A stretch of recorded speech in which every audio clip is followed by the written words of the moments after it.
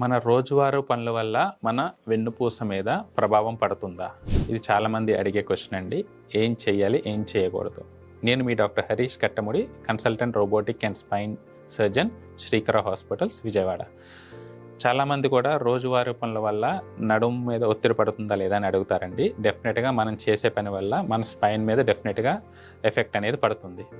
చాలామంది కూడా ఇప్పుడు ఎగ్జాంపుల్ గ్రోసరీ స్టోర్స్ తీసుకోండి. వాళ్ళు ఏంటంటే రోజు కనీసం ఒక 40-50 టైమ్స్ ఒంగొని పర్చేస్ చేసే మెటీరియల్ తీయడం కానీ, లేదంటే వెయిట్స్ లిఫ్ట్ చేయడం కానీ చేస్తూ ఉంటారు. సో వాళ్ళల్లో ఈ బ్యాక్ పెయిన్ అనేది ఎక్కువగా ఉంటుంది. ప్లస్ ఇంకోటి కూర్చున్నప్పుడు వెనక సపోర్ట్ లేకుండా కూర్చుంటారు. సో వీటి వల్ల ఏమవుతుంది ఏంటంటే మనకి స్పైన్ మీద ఎక్కువ ప్రెషర్ పడడం వల్ల వీళ్ళల్లో ఈ డిస్క్ ప్రాబ్లమ్స్ జనరేట్ అయ్యే ఛాన్సెస్ ఎక్కువగా ఉంటాయి. ఇంకొకటి ఏంటంటే లాంగ్ డిస్టెన్స్ బైక్ ట్రావెల్ చేయడం. రోజుకి కనీసం 50 కిలోమీటర్స్ 100 కిలోమీటర్స్ నేను బైక్ డ్రైవ్ చేస్తూ అంటారు. సో వాళ్ళల్లో కూడా మనకి ఈ రోడ్స్ సరిగ్గా లేకపోవడం వల్ల కానీ, బైక్ కంటిన్యూస్గా ఎక్కువ డిస్టెన్సెస్ ట్రావెల్ చేయడం వల్ల కానీ మనకి ఆ స్పైన్ మీద ఎక్కువ ప్రెషర్ పడి ఈ డిస్క్ ప్రాబ్లమ్స్ జనరేట్ అయ్యే ఛాన్సెస్ ఉంటాయి. ఇంకొకటి ఇంట్లో కూడా రోజువారీ పనులు చేసుకుంటారు.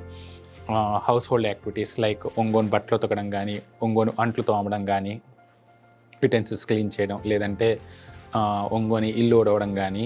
సో ఈ రెగ్యులర్ యాక్టివిటీస్ వల్ల కూడా మనకి స్పైన్ మీద ఈ ప్రెషర్ పడే ఛాన్సెస్ ఉంటాయి. ఇవి మనకి బ్యాక్ స్ట్రెంథనింగ్ ఎక్సర్సైజెస్ అని ఉంటాయండి. ఈ బ్యాక్ స్ట్రెంథనింగ్ ఎక్సర్సైజెస్ వల్ల ఇనిషియల్ డేస్లో మనం ఆ చుట్టూ ఉన్న కండరాల్ని మనం స్ట్రెంథన్ చేసుకోవడం వల్ల ఎక్కువ ప్రెషర్ దాని మీద పడకుండా అవాయిడ్ చేయడానికి ఉంటుంది. ఈ హౌస్ హోల్డ్ యాక్టివిటీస్ ఏవైతే ఉన్నాయో అవి మనం అవాయిడ్ చేసి, అంటే ఇవి నుంచొని చేసుకునే చేయడం కానీ అలా చేయగలిగితే కనుక మనం వెన్నుపూస మీద ఎక్కువ ప్రెషర్ పడకుండా చూసుకోగలుగుతాము. దానివల్ల ఈ తొందరగా నడుము అరిగిపోవడం అనేది మనం ప్రివెంట్ చేయగలుగుతాం.